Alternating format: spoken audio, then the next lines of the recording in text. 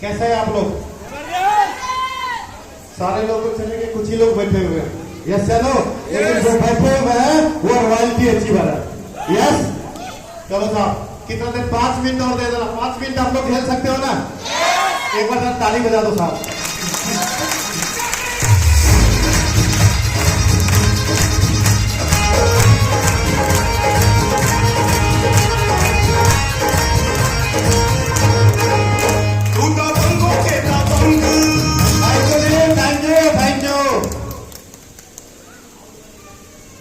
कहते खुद ही को कर बुलंद इतना, खुद ही को कर बुलंद इतना कि हर तकदीर से पहले खुदा बंदे से खुद पूछे कि बता तेरी रजा क्या है। दोस्तों, सबसे पहले तो आप जितने भी लोग बैठे हुए हैं, आप सभी को बहुत बहुत धन्यवाद। इस सफल आदमी के दुनिया में, इस डीटीएम परिवार में आप सबका मैं हार्दिक अभिनंदन करता हूं, हार्दिक स्वागत करता हूं। दोस्तों, आज मैं इस स्टेज पर हूं as a chief guest celebrity. सच पूछो तो साहब, इसमें अपनी कोई काबिलियत नहीं है। इसके लिए सबसे पहले परमपिता परमात्मा को धन्यवाद करता हूं, जिन्होंने इस धरती पर भेजा, अपने माँ बाप को जिन्होंने ऐसे संस्कार दिया, और उसके बाद जो इस कंपनी के रचयिता है, हम सब के लिए एक मार्गदर्शक है, प्रेरणादायक है, मिस्टर प्रदीप जैन और mister Pradeep Jain. Thank you.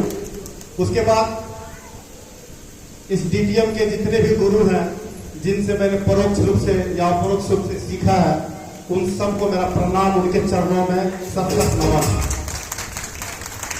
विशेषकर जिनसे मुझे प्लांट देखने का मौका मिला, मिस्टर सोनू सिंह जी, एक बार उनके लिए जबरदस्त।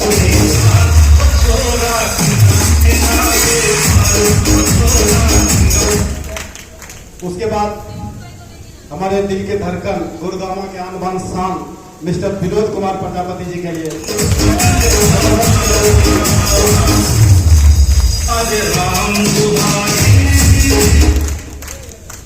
कहते जन्म देने वाले से ज्यादा महत्व है पालने वाले का। प्लान सोनू जी ने दिखाया, और जो भी सिखाया वो विनोद जी ने सिखाया। आज मैं यहाँ पे हूँ तो इनकी कृपा है सर, इनको सैल्यूट करता हुआ है। इस कड़ी में मिस्टर बालकिशन प्रजापति जी हैं। आज हम लोगों को समक्ष नहीं आ पाए, किसी कारण से हमें आशीर्वाद नहीं मिल पाया उनका, लेकिन जहां भी है उनके चरणों में मैं भी नमन करता हूं, क्योंकि मैंने उनसे भी बहुत कुछ सीखा है। उसके बाद जितने भी मेरे ग्रो लाइन है, जो लव लाइन है, मैं आप लोगों के लिए क्या बताऊं। आप लोग मेरे दिल के करीब हो, और दिल की बहुत बहुत गहराई से आप सबका बहुत बहुत धन्यवाद। और आप सब के लिए हमेशा दुआ करता रहूंगा। माता रानी, परमपिता परमात्मा आप सबको best of the best life दे। क्या बताऊं दोस्त, आज तो इतने शोर शराबे और इतने एक्साइटमेंट में मैं सब कुछ भूल गया। ये सम्मान, ये इज्जत और जिया जिया हो बिहार का लाला देख के मेरा कहते हैं ना कि इस भाव से दिल है बेचैन, क्या करे, कहाँ जाऊं, दिल्ली जाऊं या उज्जैन। बात को समझ रहे हैं ना? एकदम कई बार क्या होता है कि इतना इस भाव से आदमी का दिल जो है ना एकदम खुदबुदा जाता है। हमारे मैथिली की भाषा में कहते हैं कि आदमी कुछ समझ में नहीं आता कि क्या बोलूं क्या ना बोलूं। लेकिन दोस्त, आज इस स्टेज पर हूं, इस सफर के शुरुआत से आज तक का मैं कहानी बताऊंगा। थोड़ा सा इंस्पायर होना, ज्यादा समय नहीं लूंगा। कोई मैं कहानी कोई राजा रानी का नहीं बताने जा रहा हूँ, अपने बारे में बताने जा रहा हूँ।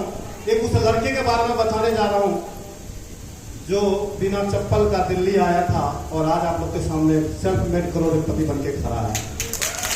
तो मेरे सफर का शुरुआत हुआ था सन 97 में। वो इसीलिए शुरुआत किया था क्योंकि पारिवारिक बैकग्राउंड तो मदर फादर टीचर थे, इसीलिए उनके संस्कार में ये था कि मेरा बेटा खूब पढ़े लिखे और डॉक्टर बने, इंजीनियर बने। लेकिन साहब सच में बताऊं, मुझे पढ़ने में मजा नहीं आता था, पढ़ने में अच्छा नहीं लगता था। तो पिताजी थोड़ा सा गर्म स्वभाव के थे, वो कहते थे देख पढ़ेगा नहीं तो खेत में हल चलाना पड़ेगा। और दोस्त, मुझे हल चलाना भी अच्छा नहीं लगता था, क्योंकि मैं हल चलाते हुए देखा बचपन में, वो हल और वो 2 बैल मुझे दिखता था। अब मुझे ऐसा लगा कि हल चला के पढ़ाई में अच्छा तो लगता नहीं है, हल चला के तो अमीर बन नहीं पाएंगे, तो कुछ दूसरा रास्ता चुनना पड़ेगा। और यहाँ देखते थे कि उस टाइम में दिल्ली वगैरह का महानगर का बड़ा होड़ लगता था, लोग युवक सब यहाँ पर आते थे, दिल्ली आता था, कमाता था, अच्छा अच्छा कपड़ा लत्ता पहन के जाता था। मुझे ऐसा लगता था कि दिल्ली जाने में खूब पैसा होगा। और दोस्त साहस किया, कभी दिल्ली देखा नहीं था। इतना ही नहीं, आज कभी बड़ी लाइन के ट्रेन पर भी नहीं चढ़ा था। 3 लड़के ने मिलकर हिम्मत किया, कभी दिल्ली आया नहीं था। खाली पॉकेट, खाली हाथ, एक छोटा सा बैग था और चल पड़े अपने शहर से। डायरेक्ट दिल्ली की गाड़ी भी नहीं थी, ट्रेन भी नहीं थी। आप नए लोग हैं, मेरा सुनना इस बात को।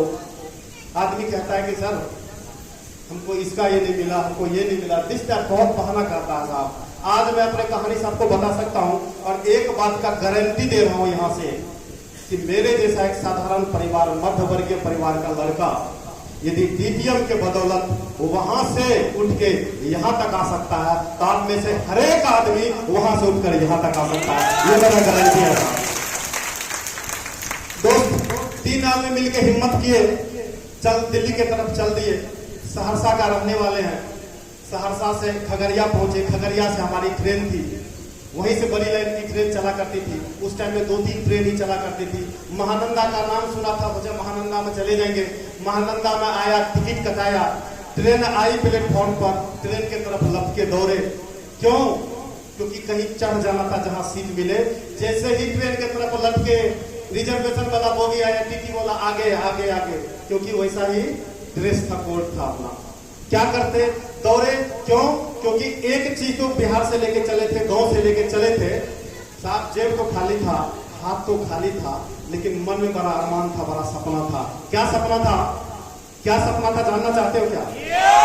क्या सपना था जानना चाहते हो क्या? सर सपना था अमीर बनना। कितना अमीर बनना, अमीर कैसा होता है इसका कोई परिभाषा नहीं था, क्योंकि नवजवान थे, नवयुवक थे। उतना उस समय टीवी नहीं था, उतना उस समय में मोबाइल नहीं था, मल्टीमीडिया नहीं था कि यूट्यूब पर देख के कुछ जानकारी लेते।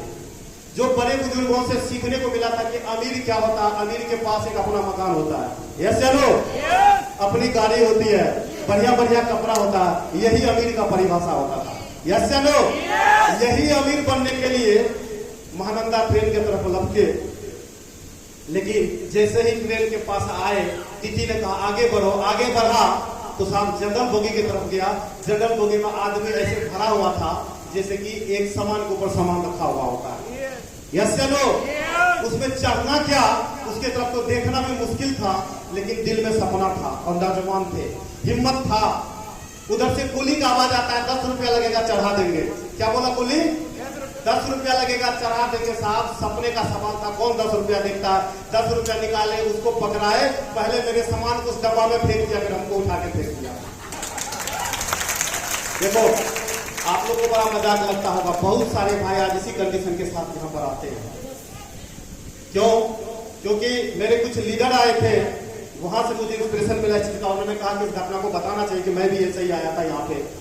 और कुछ जनरल बोगी से आए थे, वो अपना कहानी कह रहे थे। मैंने कहा कि इस कहानी को जरूर मैं मेंशन करूंगा, जरूर बताऊंगा, मैं भी ऐसे ही आया था।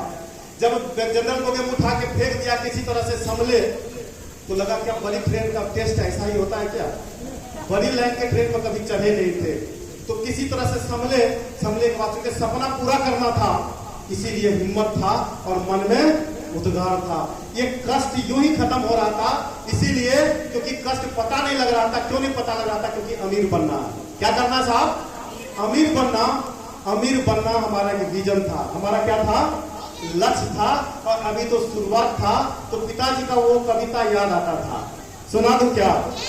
पिताजी बचपन में पढ़ाते थे कि बेटा जब पीछा जाता है इच्छु दंड, तभी बहती है रस की धारा प्रचंड। गन्ने को जब मशीन में डाल के पेरा जाता है, तभी उससे धारा, रस का धारा निकलता है। यस चलो, अपने आप को संभालते रहे। एक पैर पर, कभी इस पैर पर खड़ा होते थे, जनरल बोगी में कभी इस पैर पर खड़ा होते थे, अपने आप को संभालते थे और पिताजी का वो कविता याद करते थे। पिताजी कहते थे जब मेहंदी को पीसा जाता है, मेहंदी जब सहती है प्रहार, तभी बनता ही है ललनाओं का श्रृंगार। पिताजी पढ़ाते थे, ये बात याद था।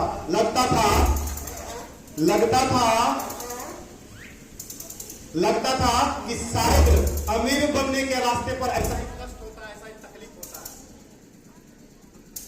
लगता था अमीर बनने के रास्ते में, सुन रहे हैं क्या आप लोग? चलिए जनरेटर बंद हो गया, हम लोग तो है नहीं यहाँ पे।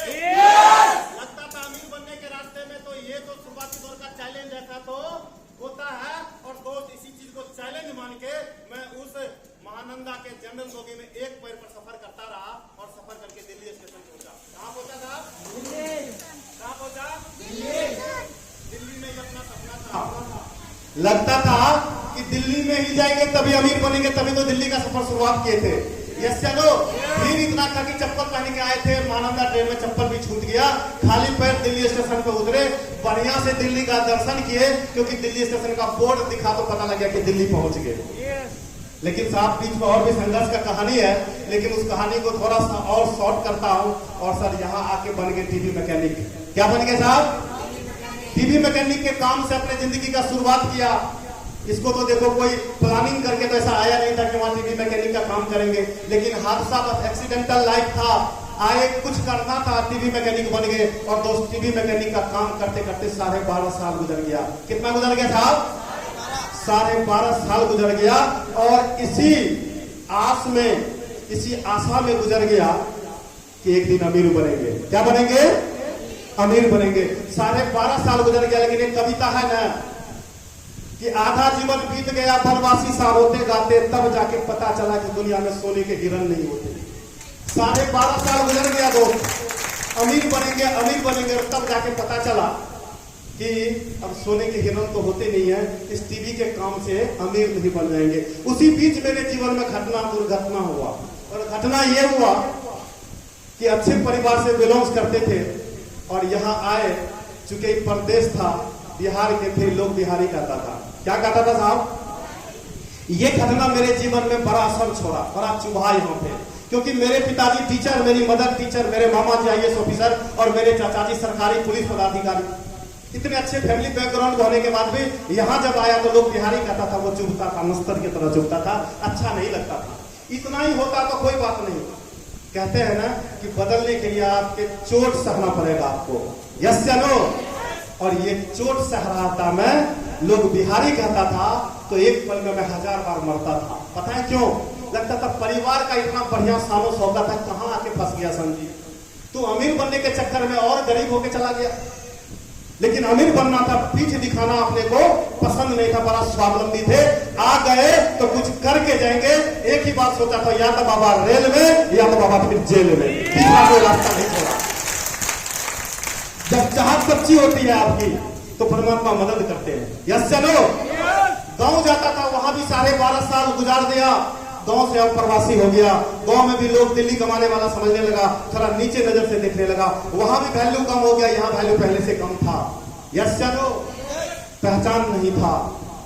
अब देखो, परमात्मा यदि आपके जीवन में कोई घटना देते हैं तो याद रखना, आपको बदलने के लिए देते हैं। उस टाइम पता नहीं था, आज पता लग रहा है। वैल्यू कम हो गया, पहचान खत्म हो गया था, पहचान बनाना था। यस चलो। पहचान बनाना था। लोग यहाँ बिहारी करते थे, वहां दिल्ली कमाने वाले समझते थे। पहचान नहीं था हमारा। और परमात्मा से दिल से यहाँ पे आवाज निकलता था कि परमात्मा मेहनत तो बहुत कर रहे हैं दोस्त। टीवी का काम करते थे, सुबह 6 बजे दुकान को खोलना और रात को 11 बजे बढ़ाना। इतने घंटे रोज मेहनत करते थे और बाप मुश्किल से दाल रोटी कमा पा रहे थे। पहचान भी नहीं था। वही एक रीजन आया हमारे जिंदगी में, क्या? पहचान बनाना। क्या? पहचान बनाना। क्या? पहचान बनाना। लोग बिहारी कह रहा है, ये कबूल नहीं है अपने आप को। बात को समझ रहे नहीं समझ रहे हैं? और दोस्त, ये मेरे जीवन का एक रीजन बना। विजन था क्या? अमीर बनना है। ताजमहल का सपना नहीं था, अपना एक मकान चाहिए जिसमें बढ़िया सा, वो क्या बोलते हैं सर, ग्रेनाइट पत्थर बोलते हैं क्या? ग्रेनाइट लगा हुआ एक पत्थर वाला सीढ़ी भी चाहिए। हर एक बेडरूम में AC भी चाहिए। सबका सपना होता है कि नहीं होता है? एक बढ़िया सा गाड़ी भी चाहिए। यस चलो। और गाड़ी आ जाती है तो नारी तो अपने आप ही आ जाती है। यस चलो। ये थोड़ा सा सपना था, ज्यादा बड़ा सपना नहीं था, थोड़ा सा सपना था। मजदूरी कर रहे थे साहब, सुबह से लेकर रात तक मजदूरी तो कर रहे थे। मजदूरी तो हम सब कर रहे हैं या नहीं कर रहे? सुबह से लेकर शाम तक मजदूरी करते थे। ये विश्वास था कि यदि हम किसी मजदूर का मजदूरी नहीं मारते हैं, हमारे पास तो बहुत छोटा अमाउंट होता है, हमारे पास तो बहुत छोटा पैसा होता है। यस चलो। जब हमारे जैसा आदमी किसी मजदूर का मजदूरी नहीं मारता है, अरे वो परमात्मा तो ऑलमाइटी है, सुबह से लेकर शाम तक मेहनत करते हैं, वो हमारे मजदूरी को कैसे मारेगा?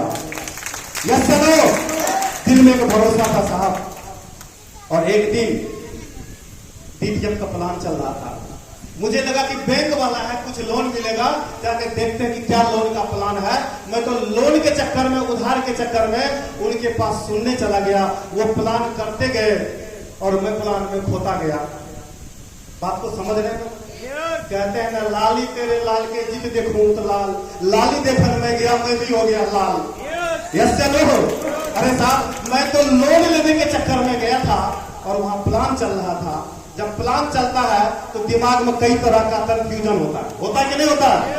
लेकिन साहब, मैं तो अमीर बनने के लिए आया था, मेरे दिमाग में कोई कंफ्यूजन नहीं था। उस महानंदा ट्रेन में लटक के एक पैर पे आया था, लोग जहां बिहारी कहता था। और साहब, अपने अंदर तो रीजन भी था, विजन भी था, सिर्फ एक मिशन की जरूरत थी। यस चलो। और हवा देने के लिए ये डीटीएम आ गया। आप लोगों के पास तो प्लान चलता है। हाँ जी, नए लोग, आप लोगों ने प्लान देखा क्या? जो पहली बार इधर हाथ उठाइए। क्या बात है, जबरदस्त। एक बार ताली बजाइए हमारे नए साथी के लिए। आप लोगों को प्लान दिखाया जाएगा, एलोवेरा के बारे में बताया जाएगा, अकाई बेरी, पंच तुलसी। आपको लगेगा तो यार ये क्या होगा, पैसे तो बहुत लग रहा है। यस चलो। लेकिन दोस्त, हमारे दिमाग में, थैंक यू गॉड, मेरे दिमाग में सब कुछ नहीं चल रहा था, क्योंकि मैं सारे 12 साल से इंतजार कर रहा था कि अमीर बनना है और अमीर बनने का प्लेटफॉर्म, अकाई बेरी, एलोवेरा, कुछ समझ में नहीं आया। एक चीज समझ में आया, प्लान में आगे चलता गया। छठा लेवल 2,55,000 रुपया। छठा लेवल पे कितना आता है साहब? छठे लेवल पे कितना अमाउंट आता है? एक ही बात समझ में आया कि बेटा संजीव, जिस दिन छठा लेवल कर लिया ना, तेरे खाता में 2,55,000 रुपया। इसके जैसे ज्यादा कुछ समझ में नहीं आया। और दोस्त, उसके बाद तो बम फूटता ही चला गया। कहते ना, मन में लड्डू फूटा, एक प्रचार आता था, कह जा रहा था, मन में लड्डू फूटा। उसके बाद चेक पे चेक चलता गया। एक चेक आया 32 लाख रुपए का। कितने का सर? 32 लाख। कितने का? 32 लाख। जब ये चेक आया उस कागज पे, देखो दोस्त, पहले कागज पे होता है, तब आपके दिमाग में होता है, तब आपके पॉकेट में होता है। यस चलो। उस कागज पे मैंने 32 लाख का चेक देखा और मुझे लगा कि बेटा संजीव, ये तो वही है जिसके लिए तू दिल्ली आया था। यस चलो। लगा कि बेटा संजीव, जिस दिन तू ये 32 लाख का चेक ले लिया ना, बाय गॉड अपने पिताजी से भी आगे निकल जाएगा। कुछ ज्यादा समझ में नहीं आया। क्यों पता है? 12.5 साल से इंतजार कर रहे थे और 12.5 साल के बाद ये प्लेटफॉर्म आया। साहब, 32 लाख की बात करूं तो पहला कोरोना काल का जो लॉकडाउन था, उसमें आपका भाई 32 लाख उड़ा दिया। चेक का अमाउंट बढ़ता गया। उसके बाद चेक आया जी 40 लाख का। कितने का? 40 लाख। कितने का? 40 लाख। और साहब, ये 40 लाख दूसरे लॉकडाउन में भी आपका भाई उड़ा दिया। अब एक सिंगल चेक आने वाला है। कितने का बता दूं क्या? अब बात बड़ा दमदार है, बताना पड़ेगा। बता दूं क्या? लगभग 77 लाख रुपए का। अच्छा, एक बात आप लोगों से मैं पूछना चाहता हूं, यदि इतना बड़ा चेक आ गया हमारे जैसे साधारण परिवार के अंदर, तो ऐसा नहीं लगेगा कि छप्पर फाड़ के आ गया? लगेगा कि नहीं लगेगा?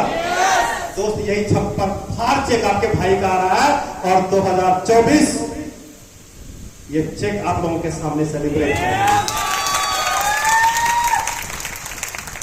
पैसा आ गया जी, आ गया। और आज आपके सामने स्टेज पर भी है। हाँ जी। पहले लोग बिहारी कहा करता था, क्या कहता था? अब कहता है सर। क्या कहता है सर? हमने विजन लिया, अमीर बनना है। सर, अमीर बन गए, करोड़पति बन गए। हमने एक विजन लिया, क्या? कि उस दाग को मिटाना, बिहारी के दाग को मिटाना। आज जहां लोग बिहारी कहा करता था, जहां 2 कौड़ी का इंसान समझता था, आज किसी स्टेशन पे बिजनेस को प्रमोट करने पहुंच जाते हैं तो सब पहले से फूल वाला लेकर आदमी तैयार रहता है। यस चलो। परिभाषा बदल गया। गांव का भी परिभाषा बदलना था, गांव का भी परिभाषा बदलना था। पैसे तो दिखाना था ना, यस या नो? जब रोकरा बोलता है तो थोबरा बोलता है साहब, किसी को बताने की जरूरत नहीं होती है, अपने आप लोगों को पता लग जाता है, यस या नो? अब गांव में यदि कोई प्लाट बेचता है तो सबसे पहले मेरे पास फोन आता है कि उसको पता है कि यदि नगद दे सकता है ये डीटीएम का पत्थर से भी दे सकता है। परिभाषा बदल गया जी, यहां बिहारी और वहां दिल्ली से बदल गया क्या? अच्छा, आप लोग बदलना चाहते हैं क्या? आप लोग बदलना चाहते हैं क्या? मैंने क्या किया? डीटीएम किया। क्या किया? इतना सिंपल बिजनेस। पैसा कितना लगता है जी? 6,000। कितना लगता है? 6,000 में यदि आपके मकान बन जाए, यदि 6,000 में यदि किसी को गाड़ी देखना हो, अभी तो चाबी दिखा रहा हूं बाहर, गाड़ी ये देख लेना, कहां गया चाबी? हाँ जी, अभी तो चाबी दिखा, ये चाबी दिख रहा, ये पता कैसे खुलता है? देखो ऐसे खुलता है, पता है? सच बात बता रहा हूं, पता मैं ऐसे करके क्यों बता रहा हूं आपको? आपके दिमाग में हिट करे, यदि यहां छप जाएगा तो दुनिया में कोई ताकत नहीं आएगा आपको लेने से रोक देगा, मैं गारंटी देता हूं। साहब चप्पल भी नहीं था बंदे के पास, गाड़ी आ गई, मकान देख रहे हैं जी, वही ग्रेनाइट पत्थर लगवा रखे, हर एक बेडरूम में एसी लगवा रखे। सपना पूरा हो गया जी? हो गया? कितने पैसे से? 6,000। कितने पैसे से? अच्छा, अब आप नए लोग जितने भी हैं, अच्छा 6,000 रुपया लगा दिया। आप बहुत आदमी कह सकते हो सर 6,000 रुपया का रिस्क भी तो है। मैं मानता हूं रिस्क है। कितना रिस्क है? आपको तैरने के लिए नहीं आता है तो तालाब, समुद्र या नदी में धक्का देने का, तो डूबने का रिस्क हो सकता है, यस या नो? लाखों करोड़ों है तो बर्बादी का रिस्क हो सकता है, लेकिन गिलास में या बाल्टी में पानी देके धक्का देगा तो क्या डूबोगे आप? डूबोगे क्या? अच्छा 6,000 रुपया लगाया और बिजनेस नहीं चला तो कितने लोग हैं जो फांसी खा लोगे, ये बताओ? कोई नहीं ना? अरे 6,000 रुपया लगा के यदि बर्बाद भी हो गया, डूब भी गया तो कोई फर्क नहीं पड़ता है, और यदि आ गया तो आ गया तो आ गया तो कितना? अच्छा एक बताओ, 2 करोड़ में कितने लोगों का मकान बन जाएगा? कितने लोगों के पास गाड़ी आ जाएगी? अरे सर जब सारे लोगों के पास आ जाएगी तो करते क्यों नहीं हो? 6,000 रुपया लगाते क्यों नहीं हो? एक बार बताओ, डीटीएम करने का तो आज आपने देखा, ये मंच देखा, ये भैया ये कोट देखा, टाई देखा, ये डांस देखा और इतना बराबर चेक देखा, मन में तो लड्डू जरूर फूट रहा होगा, यस या नो? लेकिन साले 6,000 रुपए की ऐसी की तैसी होगी। जब 6,000 रुपए लगाने की बारी आएगी ना, तब आप किसी से सलाह मशुरा लेने लगोगे, यस या नो? भैया यदि ये कोट चाहिए ना, अरे 6,000 से तो ज्यादा इसका सिलाई है दोस्त, यस या नो? यदि ये लाइफ स्टाइल चाहिए ना तो किसी से सलाह मत लेना, क्योंकि यदि सलाह ले लिया तो कैसे लोगों से सलाह लेते हैं पता है सर? जो हमारे जैसे होते हैं। कैसे होते हैं? और हम कैसे होते हैं? हम तो डूबेंगे सर, हम साथ में तुमको भी लेके डूबेंगे, यस या नो? आपको कोई अमीर बनना देखना नहीं चाहता, इसलिए आपको कहेगा कि अच्छा 6,000 रुपए लगा के अमीर बन गया, तो इसीलिए सलाह मत लेना। आज मैं आपको इस मंच के माध्यम से, समय थोड़ा कम है, आज आपको इस मंच के माध्यम से एक बात बताता हूं। ये बिजनेस मात्र 6,000 रुपया लगा के दुनिया का सर्वश्रेष्ठ अवसर है दोस्त, सर्वश्रेष्ठ मौका है, कर लेना। यदि जिंदगी बदलना है तो करके देख लेना, यदि जिंदगी ना बदले तो मेरा कान पकड़ के पैसा वापस ले लेना, ये मैं गारंटी दे सकता हूं। क्यों दे रहा हूं आपको गारंटी पता है? क्योंकि 15 साल से इस बिजनेस को कर नहीं रहा हूं साहब, हमारे खून के एक कतरे में डीटीएम बसा हुआ है, खून के एक कतरे में डीटीएम बसा हुआ है। इस 15 साल का निचोड़ बता रहा हूं आप लोगों को। क्या बता दूं? क्या साहब बता दूं क्या? डीटीएम कर जरूर लेना। क्यों? क्योंकि जाने को तो कुछ भी नहीं है, और आने को कितना है? आने को कितना है? बड़ा मेरा फेवरेट कहानी है साहब, कई बार मैंने आप लोगों को सुनाया, आज फिर से सुना देता हूं। एक पहाड़ पर एक लड़का बैठा हुआ था, बाल जिसका था बहुत बड़ा बड़ा था, एक बाल से पत्थर को बांध के, पहाड़ को बांध के खींच रहा था। कुछ पढ़े लिखे समझदार लोग जा रहे थे, बोले पागल क्या कर रहा है, सर के एक बाल से पहाड़ को खींच रहा है। बोला चाचा अरे जाने को क्या है, एक बाल ही तो जाएगा, गंजे तो नहीं होंगे, और आ जाएगा तो पूरा पहाड़ नहीं आ जाएगा। यस या नो? दोस्त 6,000 रुपया लगा लेना, जाने को क्या है, 6,000 ही तो है। यस या नो? और आ जाएगा तो 2 करोड़ नहीं आ जाएगा। यस या नो? आ जाएगा तो जहां बिहारी कहा करता था लोग, उसी बिहारी के बारे में बता रहा हूं। मैंने जब गाड़ी लिया, ये दूसरी गाड़ी है दोस्त, और पूजा करवाया माता मंदिर में, और अपने घर पहुंचा,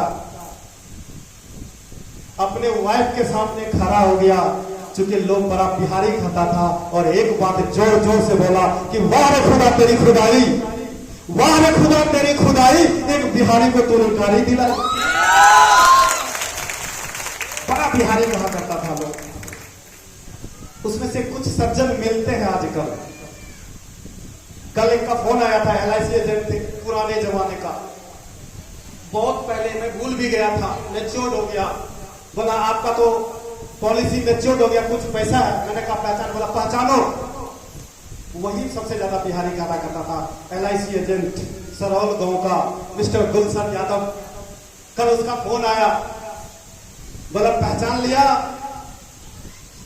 मैं बोला नहीं, पहचान तो लिया था, पहचान तो लिया था। बोला पहचान लिया? मैंने बोला नहीं। बोले गुलशन यादव बोल रहा हूं। मैंने कहा जी आप पहचान लिया? बोला कैसे?